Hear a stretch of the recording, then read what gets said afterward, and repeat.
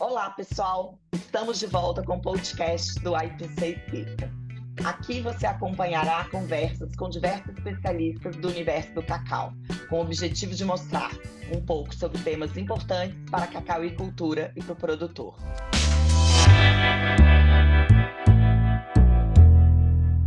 Eu sou a Ana Paula Lozzi, presidente executiva da IPC. No episódio de hoje, a conversa é sobre sistemas agroflorestais. E para falar sobre esse importante assunto, estamos aqui com o Adson Santos, engenheiro agrônomo e doutorando da UESC, e Eduardo Martins, diretor de operações Arapuá Floresta, ambos produtores de cacau também. Bom, vamos começar com a primeira coisa que eu acho que é o mais importante nessa conversa, é dizer o que são sistemas agroflorestais. Eu vou começar pelo Adson, né, que é o nosso doutorando, professor aqui, nosso decano. Então, Adson, conta um pouco para a gente como é que você entende sistemas agroflorestais, por favor. Olá, Ana, tudo bem? Como estão? Saudações, Ana. Muito obrigado pelo convite. Saudações, Eduardo. Saudações a todos os produtores de cacau, que assim como eu são produtores de cacau, técnicos do setor, colegas, engenheiros. Bom, de forma bem simples, o sistema agroflorestal é uma forma de produzir que a gente usa baseada em princípios que a natureza tem, de forma bem simples. Bom, é quando a gente pega uma lavoura de cacau, para a gente pensar no cacau, né? E a gente mescla, a gente mistura, a gente coloca junto com essa lavoura de cacau, por exemplo, uma espécie arbórea, como jequitibá, ou coqueiro, ou pupunha. E existe um outro elemento, Ana, que eu gosto muito, que está dentro do conceito de sistemas agroflorestais, que é o uso de animais ou de, por exemplo, apicultura ou meliponicultura. Isso é algo que não é recorrentemente enfatizado quando a gente fala de sistemas agroflorestais. Eu mesmo iniciei na meliponicultura, tenho lá ainda nesse momento, tenho ainda pouca colmeia lá de Uruçu, mas a atividade de apicultura, meliponicultura ou alguma atividade como criação de ovinos ou algum outro animal pode ser também incorporado dentro, faz parte também do conceito de sistemas agroflorestais. Então, depois dessa volta toda, de forma simples, é quando a gente tem uma lavoura de cacau e a gente coloca dentro dessa lavoura uma espécie arbórea ou uma espécie como uma palmeira e a gente traz também uma criação ali para dentro, seja de abelha, seja de algum outro, ou de um animal, por exemplo. Bacana.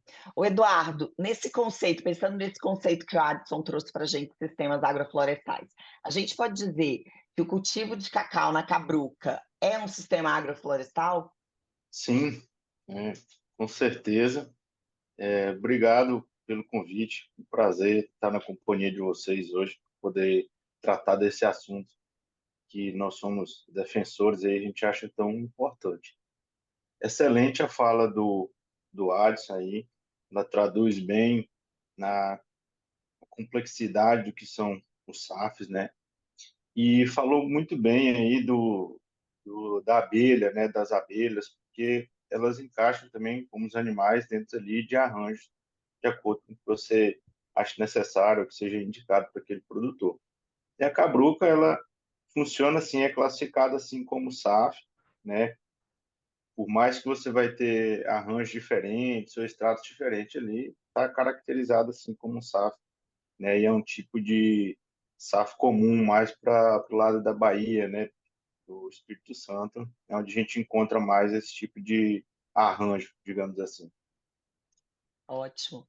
E quando a gente pensa num sistema agroflorestal, que a gente tem ali o cultivo do cacau e outras espécies, sejam nativas, sejam arbóreas, sejam frutíferas, animais, a gente tem que olhar para a importância social, ambiental e econômica de se produzir o cacau em SAF. Então, eu queria, e aí agora eu vou começar pelo Eduardo, queria que você falasse um pouquinho sobre isso, sobre como é que você vê a importância, tanto social, ambiental e econômica. Importância social, eu gosto sempre de começar, né, pela segurança alimentar e nutricional, né? Olhando aqui para a agricultura familiar, pequenas propriedades, que o SAF ele tem a condição de trazer, né? Como a gente começou caracterizando o que é um arranjo desse tipo, eu posso colocar lá culturas de ciclo curto, né, como milho, mandioca, eu posso acrescentar hortaliças nesse arranjo, né? Então, dentro de uma área muitas vezes considerada pequena para monoculturas ou para outro tipo, né, de arranjo, eu consigo ter ali uma riqueza, uma diversidade de alimentos que vão garantir que aquela família ou quem depende daquela área, né, tenha segurança durante todo o ano de refeição à mesa. A gente sabe que isso é uma preocupação muito importante da gente, certo? Tem a questão também da necessidade de mão de obra, né? Então, os SAFs eles geram empregos, né? Empregos esses perenes, né? São empregos de muitos anos. Essas lavouras elas se estendem e são produtivas por muitos anos. E você tem efetivamente uma distribuição de renda, né? Uma distribuição, você tem circulação de renda naquela região, porque como são trabalhos diários, esses moradores, esses trabalhadores, eles se deslocam pouco ali para aquela área, então eles moram próximos em vilas ou são vizinhos, e você consegue efetivamente distribuir renda, né? A gente tem uma conta aí aproximada, né, variando de acordo com o arranjo, de que um trabalhador ele consegue cuidar entre 3 e 5 hectares, né, de SAF por ano, durante um ano, distribuindo todas as atividades ali envolvidas, né? Então, se você fizer uma conta rápida aí, se a gente estiver falando de 100 hectares, né, a gente está falando de emprego para 20 a 30 pessoas, né? Então, isso também é muito importante na questão social, fora a parte de promover as práticas agrícolas comuns àquelas comunidades ali que às vezes a gente tem uma vila, região produtora, né, que tem uma associação, que tem uma comunidade por trás daqueles projetos, né? Então, de social destacaria esses pontos. Importância ambiental, biodiversidade, né? O SAF ele consegue chegar em áreas degradadas e promover ele retorno de fauna, retorno de flora, né? Ele consegue abrigar uma biodiversidade importante, né? Você consegue colocar ali grande número de animais que muitas vezes já não existiam mais naquela região, já estavam restritos a maciço ou algumas áreas de reserva, né? A própria questão do solo, né? Melhora a qualidade dos nutrientes, com a ciclagem de nutrientes que é feita ali por diferentes plantas que estão contidas naquele sistema. Você vai melhorar a qualidade do solo, regulação do clima, né? São, conforme essas plantas vão crescendo, você vai fixando carbono, você vai removendo carbono da atmosfera, é uma das coisas que a gente fala bastante. Por último, sobre esse ponto, talvez até mais importante por conta dos últimos eventos que a gente tem acompanhado aqui no país, a proteção dos recursos hídricos, né? A cobertura dos SAFs ali, ela vai reduzir a erosão, vai melhorar a infiltração de água, ela vai proteger a fonte, ela vai proteger, né, as matas ciliares, elas são importantes nesse processo de proteção daqueles corpos hídricos e de evitar eventos extremos, né, ou pelo menos minimizar, como a gente tem visto aí.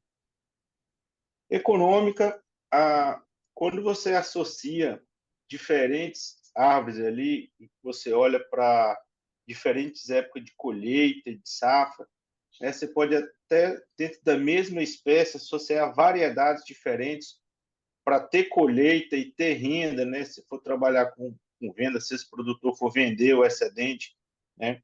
Então, você tem uma segurança muito grande de diversificar ali as suas fontes de receita, né? Você não depende só do cacau, né? Você não fica ali todo aquele tempo aguardando e corre o risco de ter algum problema com essa sua safra e você ir para uma situação de delicadeza, né? E, por último, aí, sobre a parte econômica, a gente sabe que consegue acessar mercados específicos, né?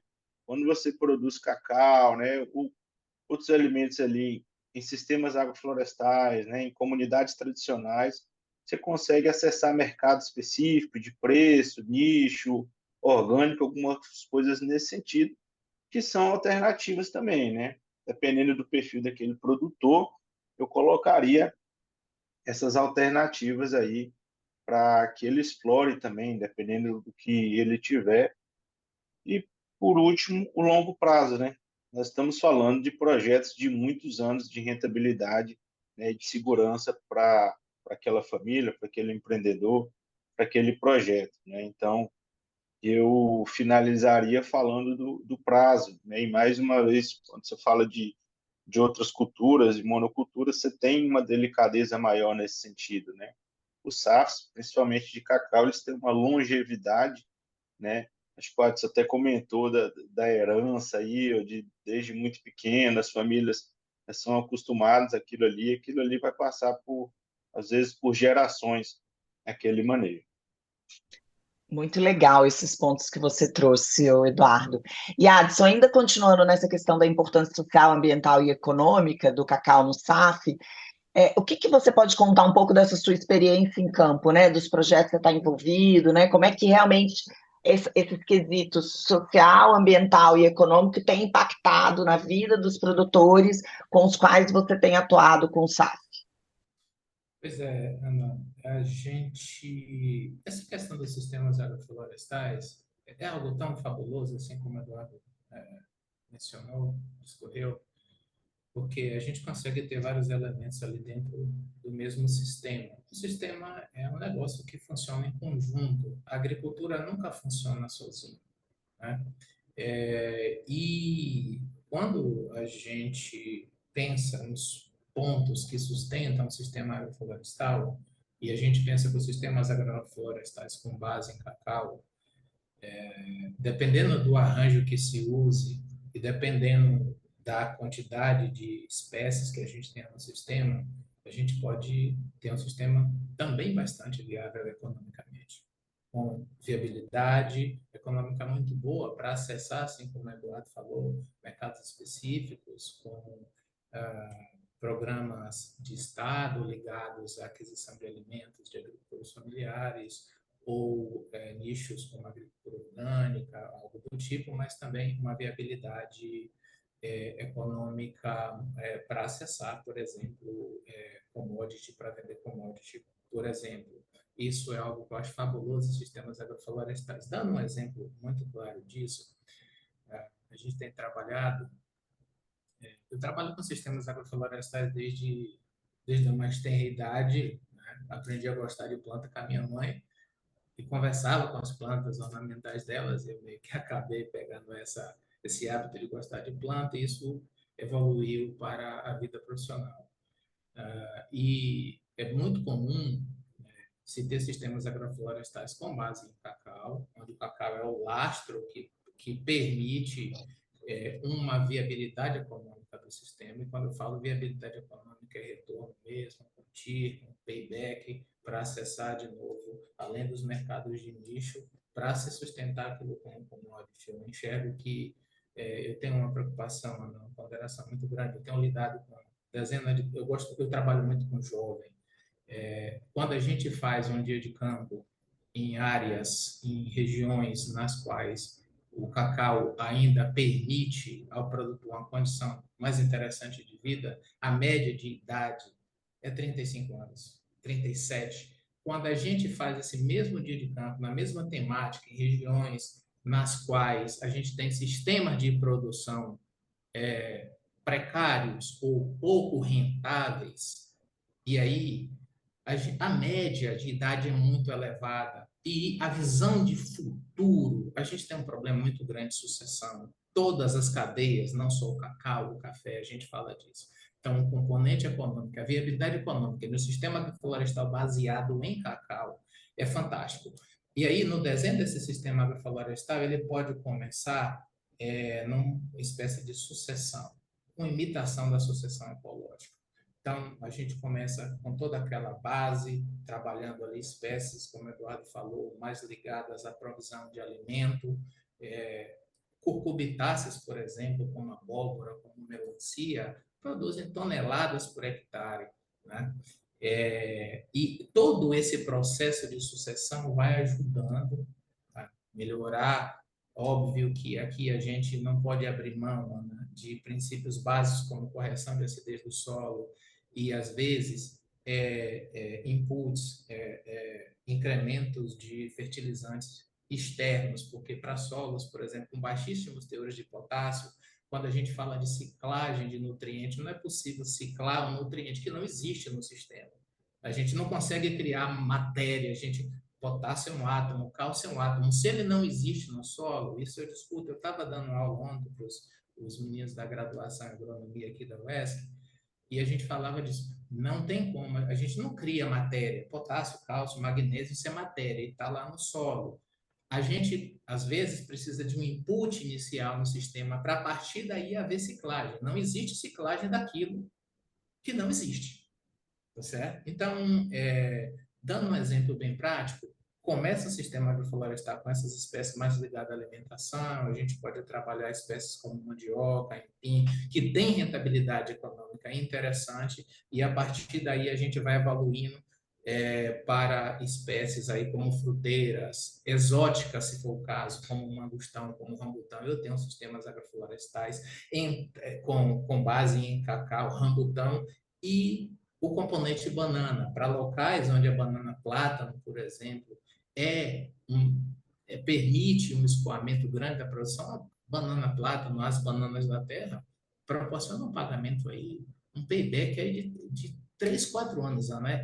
É fenomenal. Então, a gente consegue ter um sistema agroflorestal, sim, com perspectiva de rentabilidade econômica, não só para nichos, e que permita ao jovem ter visão de futuro para permanecer ali. Não só porque tem paixão, não só porque recebeu aquilo como herança, mas porque ele vai conseguir aplicar a tecnologia atual. E aí sim a gente se faz mais forte na conservação e no uso racional dos recursos naturais. Adson, gostei muito do que você falou aí sobre essa questão da sucessão, porque realmente essa é uma pauta que a gente precisa trabalhar dia após dia, porque sem sucessão, um dia a gente não vai ter quem fique no campo, né? E aproveitando, eu fui à Bahia outro dia e nunca tinha comido nem robustão, nem mangostão, rambutã e mangostão. E Perfeito. amei! Eu preciso achar essas frutas em Brasília, porque elas estão Fenomenal. maravilhosas. E Fenomenal. aí, aproveitando isso que a gente está falando das combinações, né? Existem vários modelos, e pelo que eu entendi, aí eu queria, Adson, que você me dissesse se é mais ou menos essa ideia e discorresse um pouco mais. A melhor combinação, o melhor arranjo vai depender de diferentes fatores, desde aonde está essa terra, até a realidade desse produtor, o tamanho desse produtor, o que ele tem de insumo, e até mesmo nisso que você falou, né? Como é que está a terra dele. Então, fala, se você puder entrar um pouco mais nessa questão dos modelos, né, das combinações do SAF, seria interessante. O que acontece, né?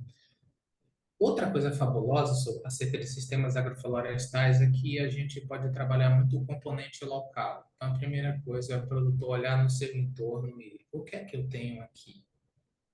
O que é que já está adaptado aqui? Então, eu vou dar um exemplo muito prático. Aquela região do Baixo Sul ali é uma região muito afeita, como eu acabei de mencionar, a frutas exóticas. Eu gosto muito de frutas exóticas, eu sou produtor de rambutão. Então, a gente tem essa oportunidade, essa possibilidade de montar um sistema agroflorestal com uma espécie que tem uma excelente aceitação de mercado, né? O mangostão, por exemplo, historicamente reputado como a fruta da Rainha Vitória. Tem uma história interessante que envolve a Rainha Vitória e o mangostão, né? Como uma fruta de um sabor exótico, ao mesmo tempo suave e elegante, né? A mistura do exotismo, daquilo que é exótico, diferente, com aquilo que é elegante, com aquele flavor, com toda aquela elegância. Então, a gente tem essa possibilidade de ter arranjos com componente local. Eu vou olhar no que está no meu entorno. Se no entorno, se a banana, por exemplo, a banana é um componente muito importante do sistema florestal, e a depender da região do Brasil, essa variedade de banana vai mudar.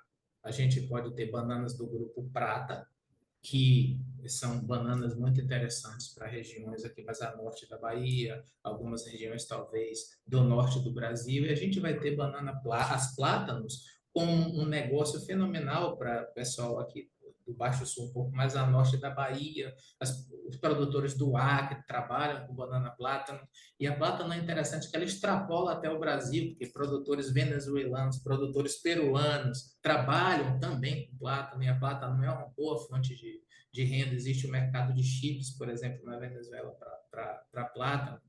Então, ela também é um componente interessante, várias espécies, vários tipos diferentes de banana para ser colocada no sistema agroflorestal.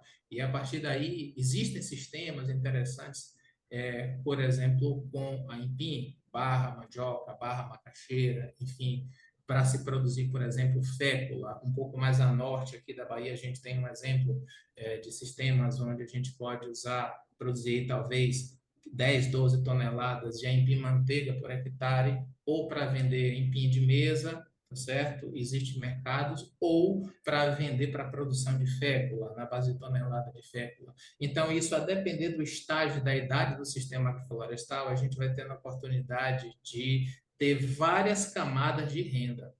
Das espécies alimentares, depois a gente usa espécies aí como a banana, e cada uma dessas espécies elas vão produzir num tempo específico. Então, a gente tem, até o cacau consolidar, a gente tem aí pelo menos 4 anos de oportunidade de geração de receita com aquilo que a gente tem de mais próximo ali. No meu caso, dando um exemplo mais prático, aqui a gente tem possibilidade das fruteiras exóticas, o mangostão, o rambutão, como eu falei, a gente tem a oportunidade de uso das bananas plátanos, da banana da prata, e a gente ainda tem, se a gente tiver o componente de abelha como exemplo, por exemplo, de a gente usar uma espécie como a crotalária, que a gente não vai colher nada, mas a gente vai produzir uma bela de uma florada, incorporar nitrogênio no sistema. E quando o sistema consolida 4, 5 anos, e finalizando aqui com um exemplo, o SAF mais recente que eu montei ali na região de Azedo, o projeto é cacau, sistema baseado em cacau. Cacau, 1.200 plantas de cacau por hectare, depois a gente segue com açaí, na faixa de 200 torceiras por hectare, e finaliza com jequitibá. Então, assim, o sistema agroflorestal, claro que a gente sabe, Ana, que nós ainda temos como cadeia um desafio com relação à produção de espécies nativas, e que a gente tem a legislação adequada para isso, mas esse sistema eu acho que é fenomenal, porque a gente consegue... Esse sistema, ele era um pasto, e a gente começou com cacau e milho. Cacau era braquiária, gente, não tinha capim nem para não tinha capim nem para uma cabra comer, né? Não tinha capim nem para um bode comer, para um jumento, né? Que são animais pouco exigentes, entre aspas, porque é o que tem, então acaba comendo, né? Não tem jeito. Então, a área era uma pastagem degradada, então a gente começou, e aí a gente fez um trabalho no início de aração, gradagem, incorporação, porque no início é necessário, a gente tem solos que estão muito degradados, tá certo, no início, e depois vem milho, e a gente plantou o cacau dentro do milho. Então, o cacau ficou plantado dentro da área de milho fantástica. Depois do milho, a gente veio o banana plátano, que até hoje ainda está no sistema gerando receita, porque esse cacau está chegando no 3º ano. Depois daí, a gente veio com açaí nas entrelinhas, e o último, dali a gente vai entrar com o jequitibá nessa faixa de talvez 20 plantas por hectare. Então, eu estou muito empolgado. Eu só preciso que o produtor, ele, digamos assim, seja tão maluco quanto eu de querer produzir jequitibá, Ana e Eduardo. Nossa, e deve ficar uma área linda, né? Com esse jequitibá, esse cacau, muito legal. Coisa fenomenal, porque a gente tem o jequitibá cipó, a gente tem basicamente 2 jequitibás. A gente não sabe cientificamente muito sobre jequitibá, mas a gente aprende muito com as pessoas com conhecimento tradicional. Então, jequitibá, as pessoas dizem assim, ó, no passado, na Bahia, quando se buscava área para produzir cacau, onde tinha jequitibá, dava para plantar cacau. Então, isso diz para a gente, cientificamente, que é uma espécie nutricionalmente exigente. Eu, como sou da área de solo, nutrição de plantas, então isso aqui, você falou isso, eu falo, opa, essa informação é muito preciosa. E a gente tem o jequitibá de copa mais baixa e de copa mais alta, então a gente pode trabalhar esse jequitibá de copa mais alta para atenuar o estresse abiótico, enfim. Então, é uma coisa fantástica, realmente. Muito legal. E, Eduardo, ainda nessa linha, me conta como é que vocês têm trabalhado aí no projeto Arapuá Florestas os modelos, os principais modelos que vocês têm usado de SAF?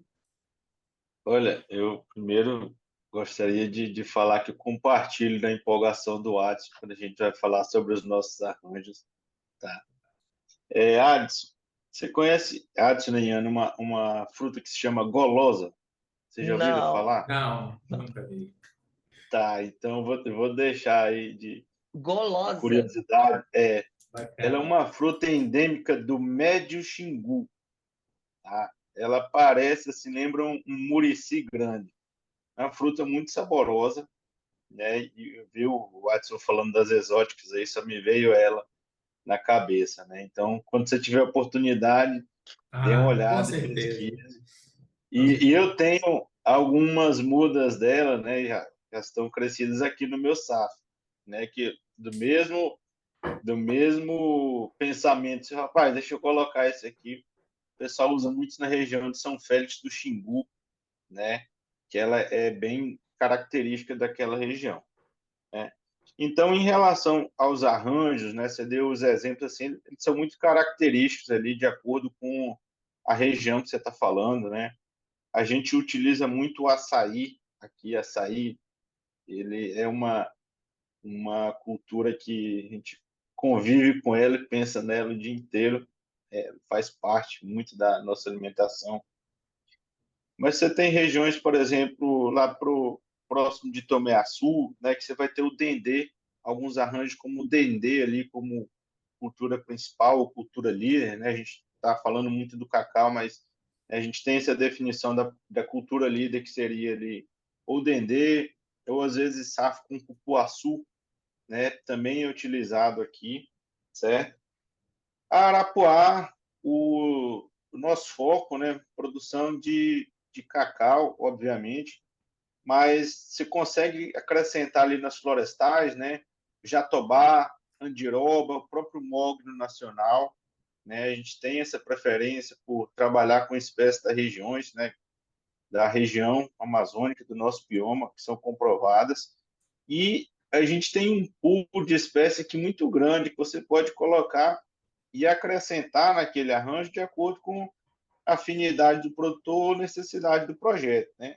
Você pode estender para copaíba, castanha, tatarubá, a lista ela é extensa aí que de acordo com o que você está planejando. Complementando, né, tem as espécies de serviço, você falou da glicídia aí, né, tem feijão de porco, guandu. Então, assim, a gente tem que olhar para a região. Eu gosto de trazer que o projeto de SAF, o modelo SAF, ele é personalizado. Você tem que entender o que aquele produtor precisa, o que ele quer, né? Qual que é a afinidade dele, onde você está inserido. Você falou da banana prata aí, né? Você traz muito. Ela é campeã de vendas, banana da terra também. Então, todo o volume que você conseguir produzir, ela traz sim retornos importantes. Tem um ano, ela bem manejada, já começa a produzir, ela tem uma produção satisfatória ali, muito potássio, né? Você colocar lá dentro, adubar mesmo, desenhar aquele projeto. Os SAFs, eles são projetos de manejo intensivo. Você precisa, para ter retorno, você precisa preparar aquele solo, né? Obviamente, analisar as condições que você encontrou ele. É muito comum a gente encontrar braquiária, pastagem degradada assim, de muitos anos, pastagem que recebeu muito glifosato, aquele solo compactado ali, que é um solo muitas vezes pobre em nutrientes. Você precisa ter ciência que você tem que transformar aquele solo, você tem que melhorar aquele solo, você tem que colocar matéria orgânica ali. Então, às vezes a gente lança a mão da própria cama de frango, né, no plantio, você vai trazer outras fontes ali de matéria e assim, é a oportunidade de você melhorar aquela estrutura no começo dela. Você tem que desenvolver muito bem o começo desse seu projeto para que ele vá frutificar e ser próspero por muitos anos, né? Vá mexer lá na TIR, né? Payback dele seja ali o mais próximo possível. Então, você precisa olhar para todas as fases do projeto. Ter muito bem o que você quer, o que você precisa agora. Às vezes você tem que esperar, talvez até atrasar ali um ciclo de plantio para você dar condições àquele solo de receber um plantio, né? Porque se às vezes você for muito afoito dependendo do tamanho do estrago que tiver sido feito antes, você não vai conseguir sucesso. Você vai entrar e vai ter dificuldade, as plantas não vão, produtividade pequena, e muitas vezes ali você vai desanimar, o produtor vai falar que não foi orientado direito, você pode ter um problema naquilo ali. Então, olha bem, né? A gente falei da açaí, tem o taperebá aqui, que é o cajá, que é outra planta fantástica que entra também. E eu acho que a gente vai nesse sentido aí, Ana, das combinações personalizadas. Olha para quem você está falando, com quem você está conversando, para você pensar e tomar a melhor decisão que você vai colocar ali. Tirar uma dúvida, né? Bom, gente, vocês sabem que eu entendo muito pouco de campo. Eu tenho aprendido muito com todos os especialistas que passam por aqui nas minhas visitas a campo. Mas eu fiquei com uma dúvida. Tem um número mínimo de espécies consorciadas para ser considerado um SAF? Ou, tecnicamente, essa não é uma questão para determinar se é um SAF ou não? Adson, o que você diria sobre isso? Olha, né, essa pergunta sua é uma pergunta que ela não tem, do ponto de vista não há consenso. Vamos aqui um pouco, a gente está aqui conversando com o produtor, então eu vou pedir licença para o produtor aqui para entrar numa parte um pouquinho chata, científica, que vai ser só 30 segundos. A gente não tem um consenso sobre isso. Nós temos dois conceitos acerca de sistemas agroflorestais. Um é, sistema agroflorestal é quando a gente usa uma cultura, como cacau, e coloca uma espécie arbórea lá dentro, ou quando a gente coloca envolve nisso abelhas ou alguma criação de animais. O outro conceito diz tudo isso que eu disse, mas faz uma seguinte ressalva: precisa ter biodiversidade. Então, esses dois conceitos, eles geram sistemas agroflorestais completamente diferentes. E quando a gente fala de biodiversidade, a gente pergunta o que é biodiversidade. Biodiversidade, em primeira instância, é aquilo que a gente tem lá na condição natural. Por maior quantidade de espécie que a gente tem em um sistema florestal, a gente vai estar muito distante. A gente vai se aproximar de uma biodiversidade local, mas a gente não vai ter aquilo dali dentro do sistema, a não ser que nós estejamos trabalhando com recuperação de área degradada para que aquilo seja uma floresta no futuro. Então, agora saindo da parte chata, produtora, e voltando para uma linguagem mais simples, o que é que acontece? Se a gente tiver excesso de plantas dentro de um sistema agroflorestal, a gente não vai conseguir produzir muita coisa. Eu vou lhe dar um exemplo muito prático disso. Eu trabalhei com uma produtora fantástica, que eu gosto muito, lá de Piraí do Norte, e ela teve uma experiência negativa com o sistema agroflorestal, assim como vários produtores que eu conheço. Qual foi a experiência negativa? Ela teve a oportunidade de participar de um processo de promoção, digamos, do sistema agroflorestal, e recebeu 1 hectare de sistema agroflorestal que tinha tão mal planejado, que tinha uma quantidade tão grande de espécies, de estratos diferentes, com copas diferentes, que aquilo virou para falar uma linguagem do campo, aquilo virou uma macega, que aquilo nem ia virar uma floresta, nem ia virar um sistema. Então, ela teve uma péssima... Quando eu trabalhei com ela há 3 anos, quando eu cheguei, ela estava muito reativa. E eu precisava trabalhar com ela com sistemas agroflorestais com cacau. E ela tinha uma cabruca. E a gente começou, isso aqui não tem nada a ver com sistema agroflorestal. Então, a gente começou a trabalhar, 3 anos de trabalho, ela fez outra casa, fez um secador. Então, assim, e aprimorou. Ela saiu de 620 arrobas e passou de 1.000 no último ano de assessoria. Então, assim, sistema agroflorestal é um negócio interessante. Nós temos opções de espécies, mas nem toda espécie, as espécies têm fase dentro de um sistema e nem toda espécie pode ser usada ao mesmo tempo. Então, tentando responder de forma mais direta se o sistema agroflorestal tiver excesso de espécies, via de regra, a depender da espécie, mais de 4 ou 5 espécies, já fica muito complicado produzir. Agora, essa versão, olha, sistema agroflorestal do cacau, açaí, jequitibá não é sistema porque não tem biodiversidade. Algumas pessoas, alguns profissionais têm outra linha de pensamento. Eu prefiro, Ana, um conceito de sistema agroflorestal que inclua o ser humano dentro desse conceito. E eu tenho procurado trabalhar um conceito de sistema agroflorestais que inclua a biodiversidade, que inclua o ser humano, que o ser humano possa estar lá. E sem viabilidade econômica e sem visão de futuro, dificilmente a gente consegue fazer uso racional da biodiversidade. Muito bom. Ana, Eduardo, se você me permite claro. a interrupção, eu gostaria só de fazer duas ressalvas importantes que eu acabei esquecendo antes. No desenho do sistema agroflorestal, a gente precisa considerar muito a demanda hídrica, né? Indo ao encontro do que Eduardo mencionou, discorreu anteriormente. A gente tem hoje as secas, todo mundo sabe, né? Estão ficando cada vez mais frequentes e muitas vezes mais fortes também. Então, no desenho do sistema agroflorestal, na escolha das espécies, é preciso ter cuidado com a demanda hídrica das espécies. Cerca de 2 anos atrás, eu estava em um sistema agroflorestal aqui de cacau, com base em cacau, aqui na entrada da região da Caatinga baiana aqui.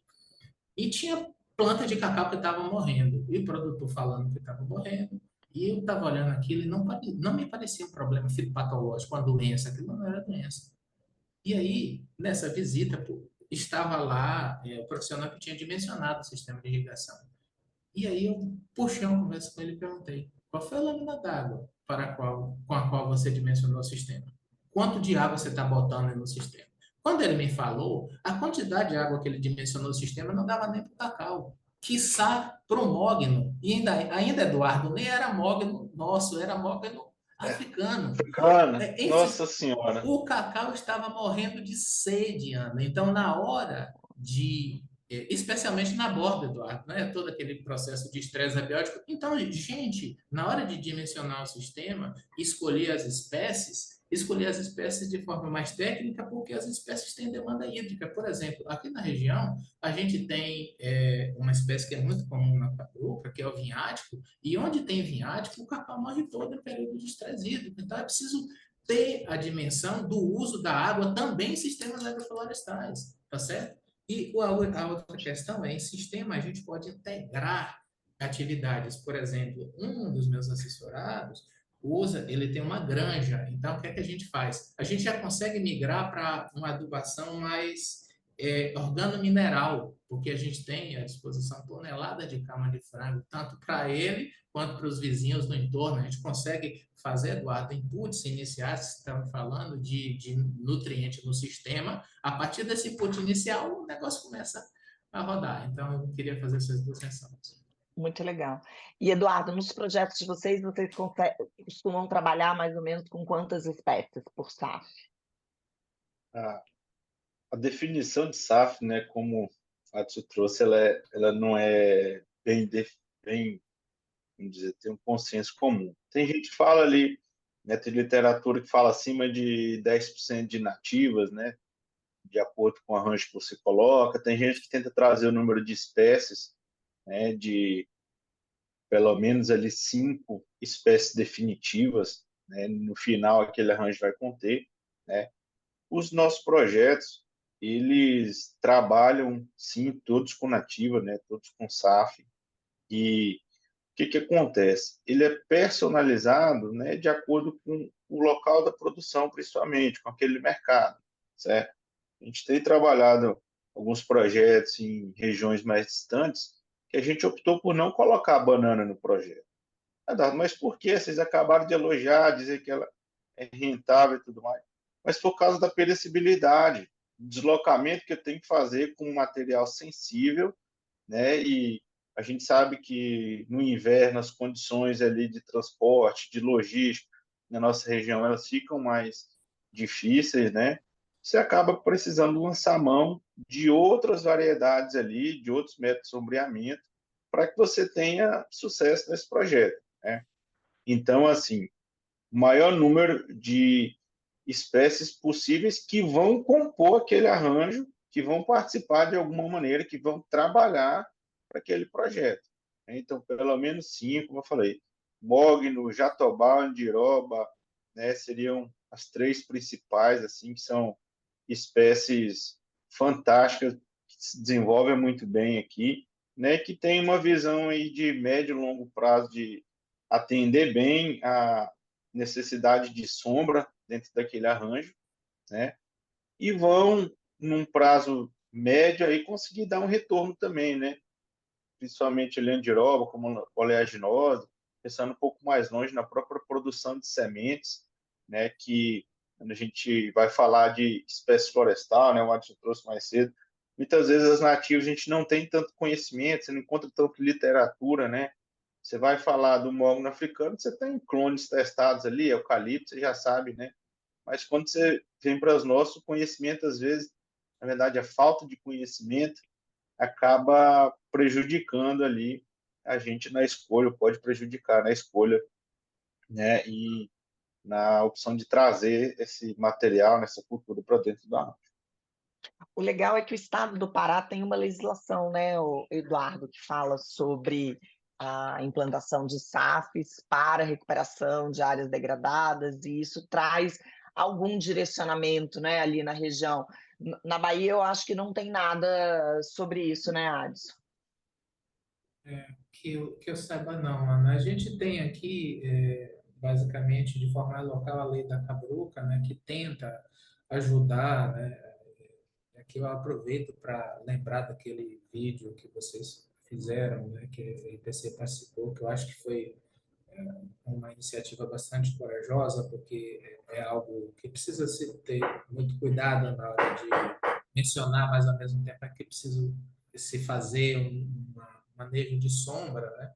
E aquele vídeo foi bastante interessante nesse sentido. Aqui a gente tem a lei da Cabruca que tenta nos ajudar nessa questão de como legalmente realizar o manejo de sombreamento em áreas de cabruca, mas acerca de sistemas agroflorestais, Ana, eu não conheço. Pode existir, mas eu posso estar desatualizado acerca desse tema.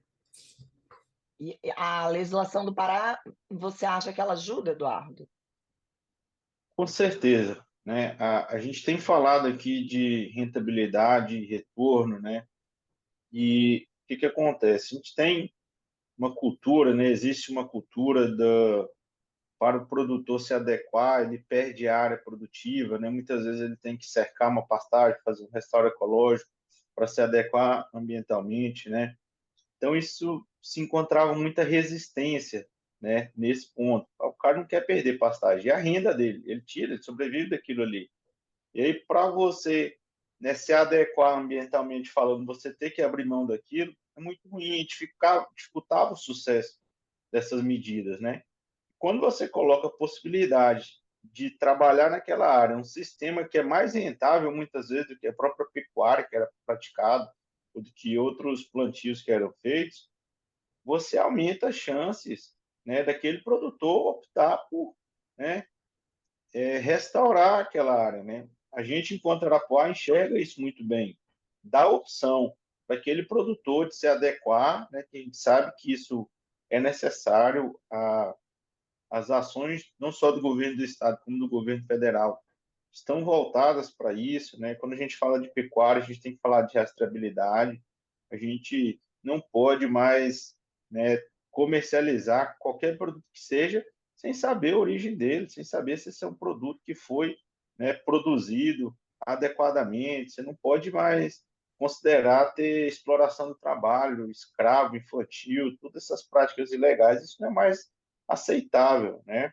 Então, quando o governo do estado abre, né, essa possibilidade, na verdade, clareia essa possibilidade de você poder fazer recuperação com SAF, com restauro, fazer uma recuperação efetivamente produtiva, né, as chances de nós melhorarmos, né, o estado como um todo, evoluir nesse sentido são muitas, né? Você está com o governo do seu lado te estimulando, né, a que você se adeque ambientalmente. Então, está todo mundo na mesma direção, todo mundo buscando o mesmo objetivo, e isso vai facilitar, assim, a vida de todo mundo que precisa produzir. Olha, eu quero agradecer muito a você, Eduardo, a você, Adson. Eu tenho certeza que esse vai ser um dos podcasts mais assistidos. Acho que a gente trouxe aqui muita informação bacana sobre sistemas agroflorestais. Eu tenho visto que esse modelo produtivo traz um diferencial muito grande para a cacauicultura brasileira. A gente está num momento muito especial, onde a gente pode retomar a relevância da cacauicultura nacional frente à cacauicultura global. Então, eu acredito que quanto mais a gente levar informação, informação técnica, informação de qualidade para o produtor, para que ele se prepare, para que ele planeje, para que ele saiba investir, para que ele tenha boas orientações, para que a sua produção seja rentável, né, produtiva, melhor vai ser. Então, quero mais uma vez agradecer enormemente a vocês, aos nossos telespectadores, né, a todo mundo que escuta a gente, assiste, e dizer que em breve a gente está de volta. Eu espero poder contar com vocês de novo em outras conversas, porque vai ser muito bacana. Bom, esse foi o AIPC Explica de hoje. Muito obrigado por ter nos acompanhado e até a próxima.